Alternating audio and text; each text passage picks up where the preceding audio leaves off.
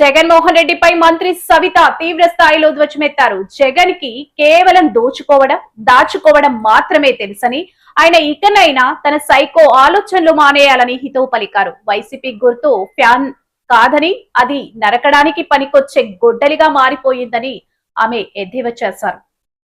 ఆయన అక్రమ ఆస్తుల కోసం ఎవరినైనా బలి తీసుకుంటాడన్న విషయం మనందరికీ తెలుసు.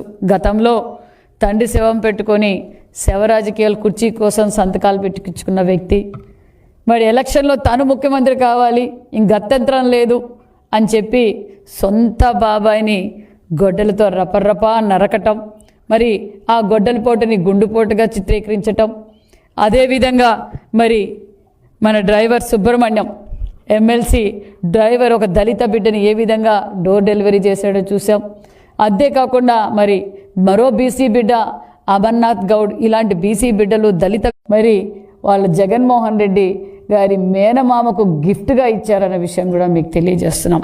మేము తెలియజేసేది ఒక్కటే, శివుని ఆజ్ఞ లేనిదే చీము కూడా కుట్టదనేది ఒక సామెత ఉంటుంది. తాడేపల్లి ప్యాలెస్ నుంచి ఏదైతే ఆదేశిస్తే దాని ప్రకారమే ఈ మర్డర్ జరిగింది. జగన్మోహన్ రెడ్డి గారి ఆదేశాల మేరకే మరి దస్తగిరి బలైపోయాడు. నేను తెలియజేసేది ఒక్కటే, ఇందులో ఇంకా చాలా మీరు ఒక విషనాగు పడక కింద ఉన్నారు. మీ సింబల్ ఇప్పుడు ఫ్యాన్ కాదు, అదే ఫ్యాను గొడ్డలుగా మారుతూ ఉంది. జగన్మోహన్ రెడ్డి రోజుకి కుర్చీ కోసం, ఆస్తుల కోసం తన సొంత వారినైనా బలి తీసుకుంటున్నాడన్న విషయం మరొకసారి మీకు అందరికీ తెలియజేస్తున్నాం. అంతేకాదు మరి ఈ హత్య జరిగిన తర్వాత మరి వారింట్లో మరి అధికారులు పరిశీలిస్తే ఎన్ని వందల కోట్ల అక్రమ ఆస్తులు దొరికాయో మనందరం చూసాం. మరి సుమారుగా ఇది ఇంకా 100 కోట్ల దాకా మరి ఆస్తులు కూడా దొరికాయి. ఆ ఆస్తులు కూడా ఎవరు అనేది ప్రత్యక్షంగా మరి అందరికీ చూపించాం. మేము తెలియజేసేది ఒక్కటే, ఖచ్చితంగా చట్టం తన పని చేస్తుంది. అసలు దస్తగిరి వివేకానందరెడ్డి హత్య కేసులో కూడా చాలా ముఖ్యమైన వ్యక్తి అన్న విషయం కూడా తెలియజేస్తూ మరి నేను తెలియజేసేది ఒక్కటే, మరి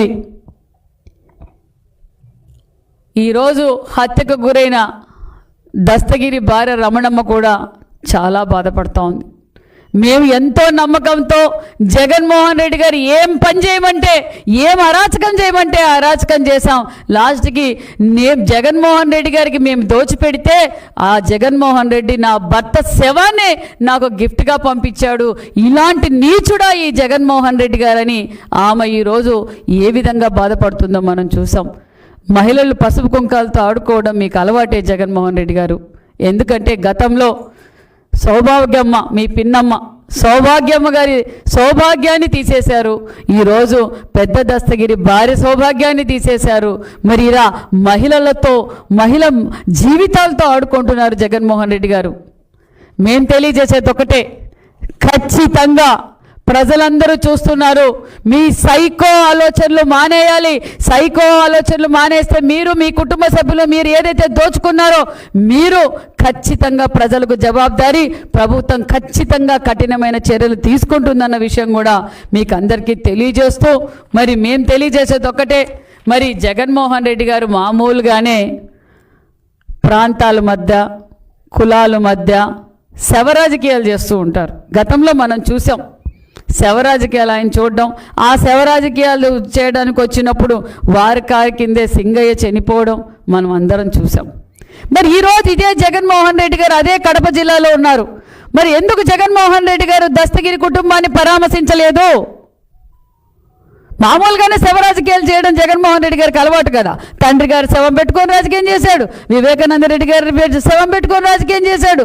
మరి మామూలుగా అనుకోకుండా గంజాయి కేసులో చనిపోయిన వారి మీద కూడా శవ రాజకీయాలు చేయడం అలవాటే.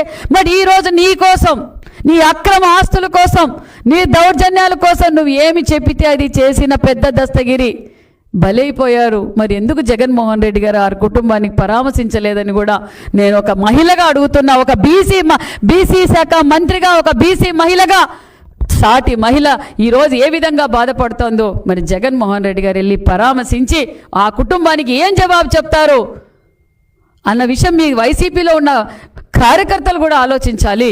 ఎందుకంటే జగన్మోహన్ రెడ్డి గారు అవసరానికి నా బీసీలు, నా ఎస్సీలు, నా ఎస్టీలు అని చెప్పి వాడుకొని ఈరోజు మన బడుగు బడిహీన వర్గాలే బలైపోతున్నారన్న విషయం మరొక్కసారి మీకు అందరికీ తెలియజేస్తున్నారు. దయచేసి ప్రజలందరూ ఆలోచిస్తున్నారు. వైసీపీ కార్యకర్తలు కూడా నేను తెలియజేసేది ఒక్కటే, మీరు ఒక త్రాచుపాము పడకిందున్నారు.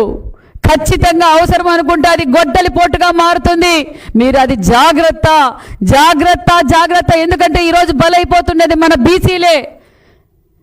మరి ఈరోజు అన్ని విధాలుగా బీసీలు బలైపోతున్నారు. వైసీపీ పార్టీ అధికారం వచ్చినప్పటి నుంచి మరి ఇప్పుడు కూడా మరి పెద్ద దస్తగిరి ఒక బీసీ, ఇలా బీసీల్ని ఏ విధంగా హతమారుస్తున్నారో వైసీపీ పార్టీ నాయకులు, బడా నాయకులు ఉన్నారు దీంట్లో. తాడేపల్లి బడే నాయకుల పేర్లు కూడా దగ్గరలో బయటకు వస్తాయి. ఏ ఒక్కరిని వదిలే ప్రసక్తే లేదన్న విషయం కూడా తెలియజేస్తాం. ఎందుకంటే ఈరోజు దోచుకోవడం, దాచుకోవడం ఎక్కడ పడితే అక్కడ ఆస్తుల్ని ఈరోజు ఏ గ్రీవెన్స్లో పోయినా కూడా మరి ఎక్కువగా సమస్యలు వస్తున్నది ఏదంటే మరి గత ప్రభుత్వంలో మరి వైసీపీ పార్టీ వాళ్ళు మరి దోచుకున్న ఆస్తుల గురించే వస్తున్నాయి. ఒక్కొక్కటిగా పరిష్కారం చేస్తున్నాం. దస్తగిరి కేసు కూడా ఖచ్చితంగా పరిష్కారం చేస్తాం. ఇప్పటికే 11 మంది లోపలికి వెళ్ళారు.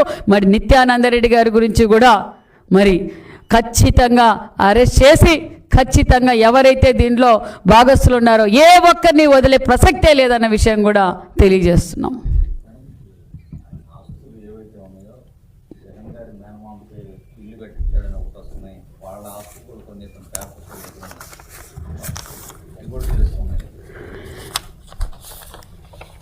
దస్తగిరి ఇంట్లో జప్తు చేస్తే సుమారుగా